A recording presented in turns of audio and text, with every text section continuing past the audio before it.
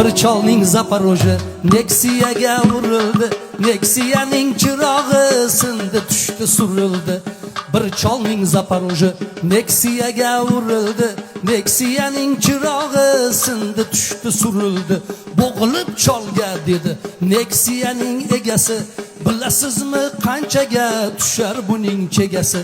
Bitta chirog'in o'zi $1000siz bitmaydi, hatto mashinangizni sotsangiz ham yetmaydi. Eyvoh, nahotki chol dedi bolam to'xta, xudodan-ku bo'lsan, ko'rsataman bir narsa.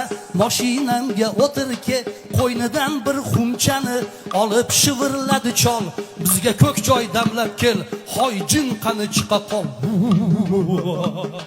Xum ichidan jin chiqib choyni qildi muhayyo, yigit yoqasini ushlab dedi astag'firulloh.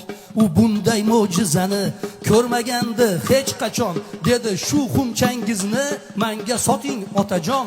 Chol so'zladi bu xumcha menga qolgan otamdan, bu esdalik narsani senga qanday sotaman? Yigit cholni avradi, Nexia'ni beraman va ustiga 10 million so'm ham olib kelaman.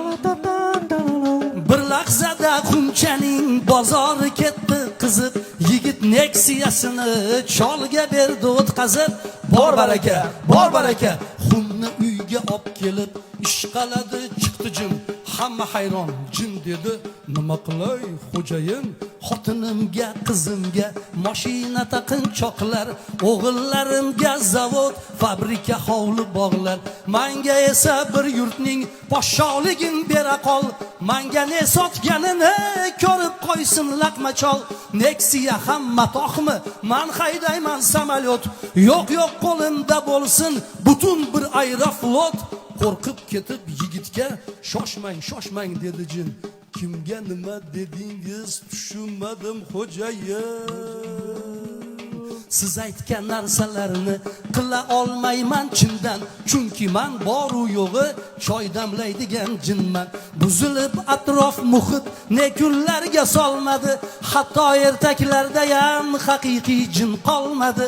Alqissa yigit xumni jinga otib uribdi, chol Nexia'da kulib kira qilib yuribdi. Alqissa yigit xumni jinga otib uribdi, chol Nexia'da zuzu kira qilib yuribdi.